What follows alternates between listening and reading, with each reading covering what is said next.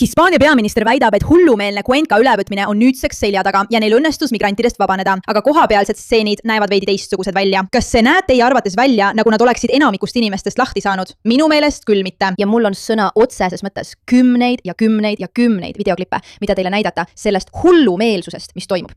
Ma ei hakka teile valetamaks. See on foto. See mees postitas selle. See on tehtud 250 meetri kaugusel minu majast. Mul on 2 tütart, 3 ja 7. Ma pidin koos oma naisega kogu tee sadamasse saatma, et 3 last saaksid lahkuda. Okei. Siin on mees, kes kõnnib ringi, mis see on? Mõõk? Sõna otseses mõttes mõõk selle sissetungi ajal. Vaadake seda.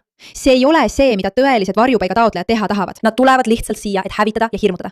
Vaadake seda. See on hullumeelne ja arulage. See on veel üks mees, kes ütleb neetud poliitikapostidele, kes julgevad väita, et kõik on jälle normaalne. See on vaid 3 minuti kaugusel minu kodust. See postitati 14 tundi tagasi. Ütle mulle, kuidas ma peaksin nüüd välja astuma, ilma et ma mõtleksin, et keegi hakkab midagi minuga juhtub. Okei.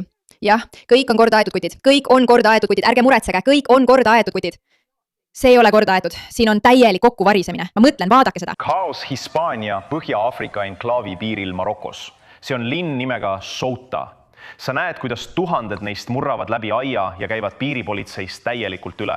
Nende video näitab tohutuid inimhulki, enamasti noored sõjaväeealised mehed, surudes end täispuhutavatesse kummirõngastesse või saabudes randa muul viisil. Mõned neist ootavad vees, kui nad väravatest läbi murravad, et teisele poole pääseda. Sandra, see meenutab seda, mida nägime avatud piiride ajal Bideni administratsiooni ajal aastatel 2021-2024. See on üsna sarnane sellele, mida nägime Del Rios 2021 aastal. Sotsialistlik agenda, nende platvorm, ütleb sõna otseses mõttes, et nad tahavad kaotada piirid, kaotada immigratsioonikontrolli, võimaldada täielikku liikumisvabadust. Nii see välja näebki. See New York Timesi reporter ütles sõna otseses mõttes, et need inimesed tulid siia, sest nad otsisid võimalust paremat elu luua riigis, kus on rohkem võimalusi. Ja see on täiesti vale. Need inimesed tulid siia, et põhjustada võimalikult palju kaost. Vaata, kuidas käitus, kui nad jõudsid Hispaaniasse. Kas need inimesed näevad välja nagu need, kes tahtsid endale paremat elu luua, kus on rohkem võimalusi?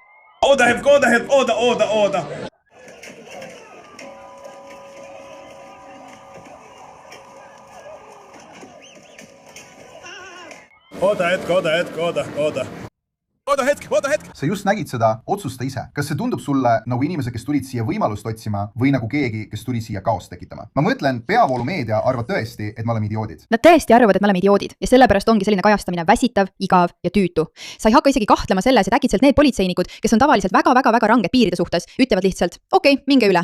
Mis asja? See on kõige suurem. See ongi see küsimus, mida kõik peaksid küsima ja millele vastama. Nagu, mis toimub? Miks Maroko saadab kõik need inimesed siia? See on küsimus, mis kõigil mõttes on. Kuidas saab selline sissetung üldse toimuda? Kuidas Sanchez ikka veel arvab, et ta suudab seda õigustada? Kuidas ta on ikka veel võimul ja kuidas Maroko seda tagant lükkab ja keegi ei kutsu neid selle pärast korrale?